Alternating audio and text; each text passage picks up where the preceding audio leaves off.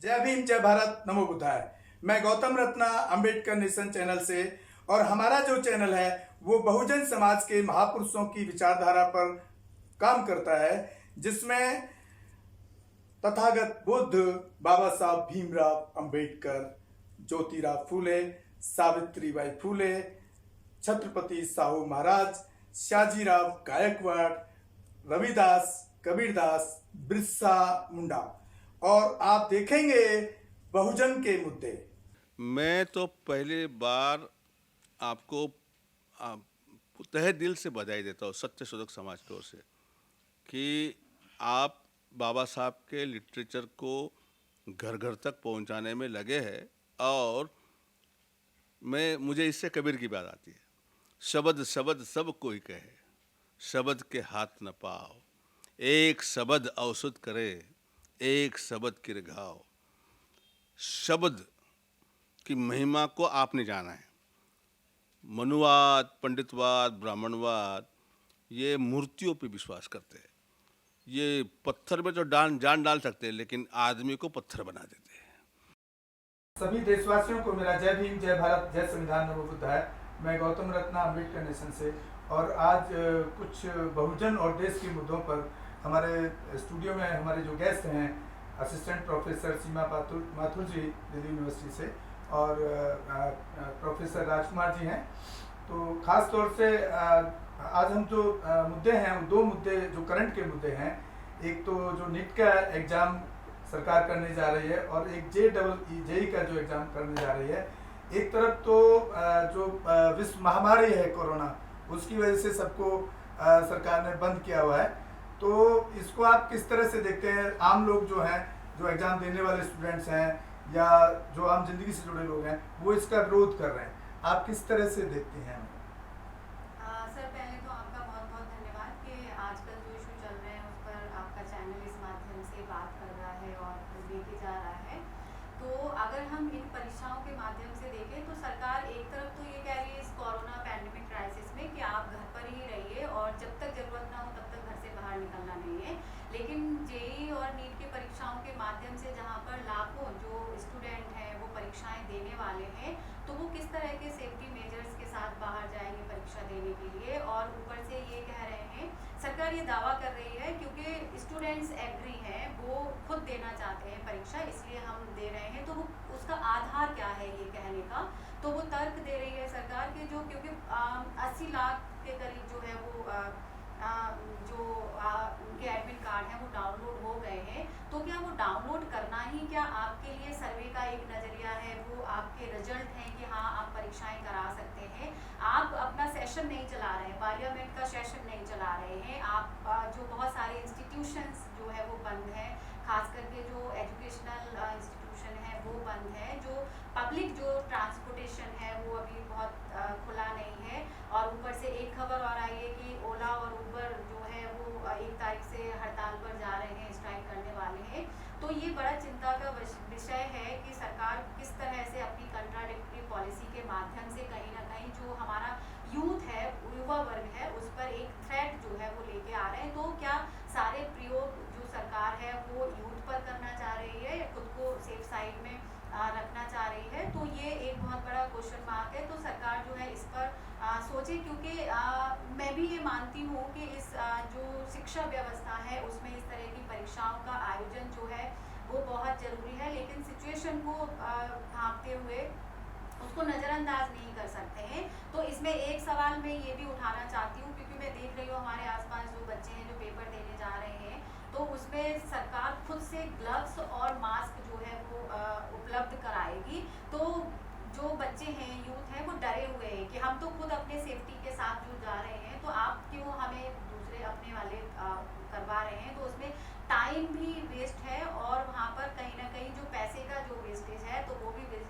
जो है वो वेस्टेज है। तो कहीं ना कहीं मुझे ये जो बीच में जो लीक पॉइंट होता है कि आप जो मास्क और ग्लव्स के आड़ में कौन सा जो जो दलाली जिसको करना कहते हैं, तो वो क्यों लेके आ रहे हैं आप? क्योंकि एक तरह से जो सेफ्टी के साथ जो यूथ जा रहा है तो वो तो अपने खुद से प्रोटेक्शन करके जा रहा है। आप ये कर सकते थे वहाँ पे उनके लिए आप ट्रांसपोर्टेशन अरेंज कर सकते थे कि वो ट्रांसपोर्टेशन की व्यवस्था हो एक पर्टिकुलर जगह से सेंटर तक, तो वैसी कोई व्यवस्था नहीं कर रहे हैं आप। तो एक तरह से हम मोनोपोली भी देख सकते हैं सरकार की कि इतने स्टेट्स की रिक्वेस्ट के बावजूद, एक आम जनता की रिक्वेस्ट के बावजूद आप बिल्कुल भी उस पर बात नहीं कर रहे हैं, कोई भी स्टेटमेंट नहीं दे रहे हैं।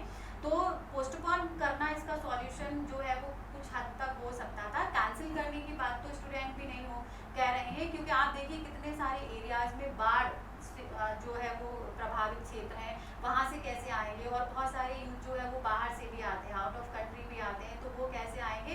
तो ऐसे बहुत सारे जो मुद्दे हैं वो कहीं ना कहीं जो हमारा युवा वर्ग है उसके जो राइट्स हैं उस पर कहीं ना कहीं ये कुठाराघात है। तो सरकार को इस पर एक बार फिर से जो है वो सोचना चाहिए। सर आपकी क्या राय है इस बारे में? देखिए, सीमा जी ने बहुत अच्छे तरीके से चीज़ों को बताने का प्रयास किया है, और जो आम व्यक्ति की समस्याएं हैं इस कोरोना महामारी के समय में, और उन्हीं आम व्यक्तियों या आम नागरिकों के जो आम छात्र हैं, उनके जो बच्चे हैं, उनके अगर हम पॉइंट ऑफ व्यू से देखें तो इस समय पे निश्चित रूप से ये परीक्षा आयोजित करना थोड़ा सा जल्दबाजी लग रहा है। आप ये मान के चल रहे हैं कि जो मेट्रोपॉलिटन सिटीज़ हैं वहाँ पे, या बड़े सिटीज़ हैं वहाँ पे आप ये एग्ज़ाम करेंगे, और कई लाख की संख्या में मिलियंस यहाँ पे पहुँचने वाले हैं दोनों एग्ज़ाम्स के अंदर। तो उसमें उनको शहरों में आके रहना होगा। ऐसा तो है नहीं कि कोई अगर 400 किलोमीटर से आ रहा है, 300 किलोमीटर से आ रहा है, तो वो सुबह आ जाएगा और एग्ज़ाम दे के चला जाएगा। उसको एक दिन पहले वहाँ पे आना पड़ेगा, अपने रिश्तेदारों के या कहीं होटल में रुकना पड़ेगा। होटल्स की अभी आपने मना किया हुआ है कि होटल्स नहीं खुले हुए हैं, या उस तरह की सुविधाएं आपने सेंटर्स पे उनको नहीं दी हुई हैं। तो ये एक सिंगल कारण ही बहुत मजबूत कारण हो सकता है जिस वजह से परीक्षाएं नहीं होंगी। क्यों नहीं होनी चाहिए कि वो बच्चे आके रहेंगे कहाँ रात को, उनके खाने पीने की व्यवस्था कहाँ पे होने वाली है, क्योंकि रात को आपने कर्फ्यू लगाया हुआ है बहुत सारी जगह पे कि आप रात भर ट्रेवल नहीं कर सकते, ये नहीं कर सकते। तो सरकार कहीं ना कहीं किसी पॉइंट को प्रूव करने के चक्कर में है।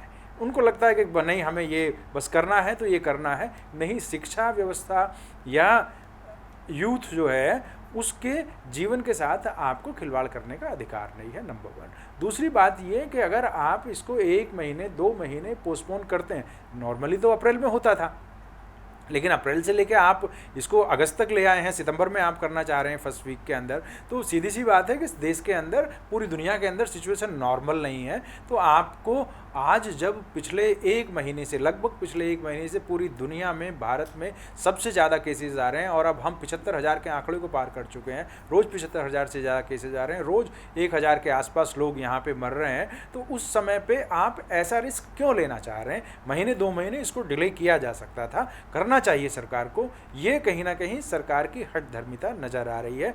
इससे कोई बहुत बड़ा पहाड़ नहीं टूटने वाला है।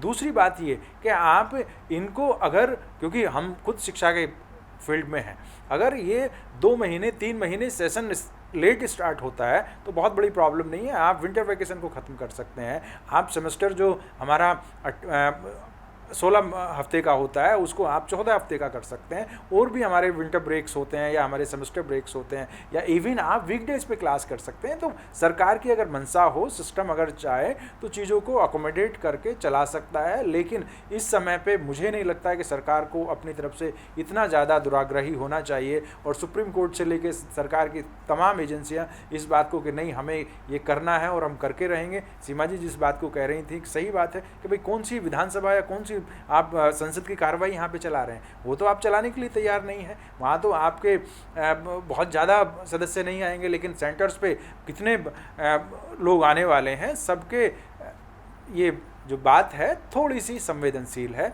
सरकार को समझना चाहिए इस बात को, नंबर 1। नंबर 2 कि जिस तरह की महामारी पूरी दुनिया में अब फैली हुई है और भारत उसका नया एपिसेंटर है। भारत अपने आप में ही एक पूरी दुनिया है। पहले हम सोच रहे थे कि दिल्ली में बहुत हो रहा है, फिर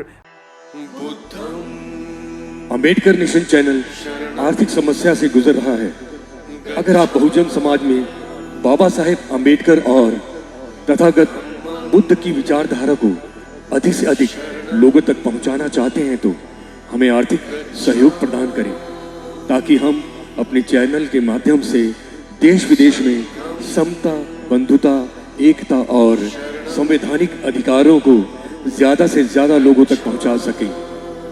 अंबेडकर नेशन चैनल जो YouTube पर भी प्रसारित होता है, प्रस्तुतकर्ता गौतम रत्ना। आप अपनी सहायता राशि नीचे लिखे खाते में जमा करा सकते हैं। खाता धारक गौतम रत्ना। खाता संख्या 3169576865 IFSC कोड SBIN 0060336। बैंक भारतीय स्टेट बैंक। आप हमारे बैंक खाते का विवरण स्क्रीन पर भी देख सकते हैं।